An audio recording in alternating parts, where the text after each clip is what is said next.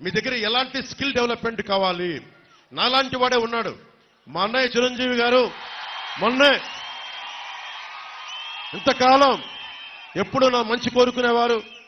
మొన్న మొదటిసారి ఆయనకి ఒకటి మనసు కదిలింది. కౌలు రైతులకి అండగా నిలబడినందుకు, అన్ని వేల మంది కౌలు రైతులకి మేము అండగా నిలబడిన కదిలి నిజంగా జనసేన చాలా మంచి పని చేస్తుంది. ఎలాంటి కూటమి మీకు బాగుండాలని కోరుకుంటూ నాకు ఒక 5 కోట్ల రూపాయలు జనసేన పార్టీకి విరాళంగా ఇచ్చారు. ఏ సందర్భంలో చెప్తున్నానంటే స్కిల్ డెవలప్మెంట్ ఉద్దేశించి చెప్తా ఉన్నా.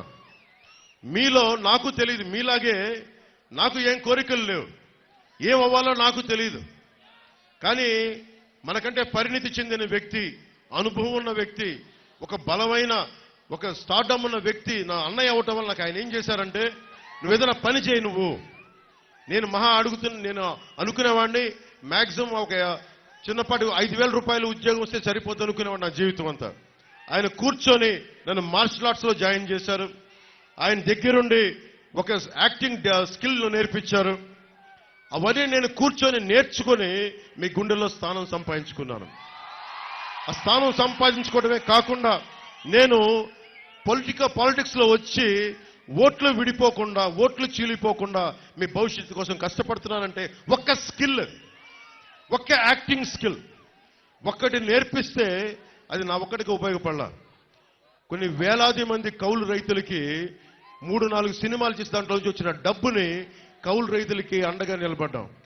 అంటే చిరంజీవి గారు అనే వ్యక్తి వాళ్ళ తమ్ముడికి ఒక చిన్నపాటి స్కిల్ నేర్పిస్తే అది ఎక్కడి దాకా తీసుకొచ్చిందో చూడండి.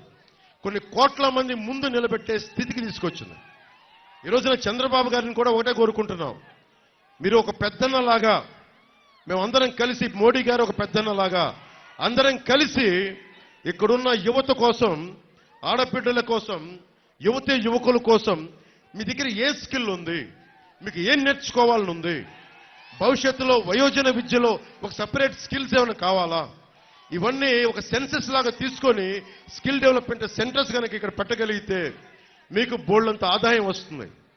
మనకు బైబిల్లో ఒక సూక్తి చెప్తారు, చేపని ఇవ్వడం కాదు, చేపని పట్టి ఇవ్వడం నేర్పించుకోమని.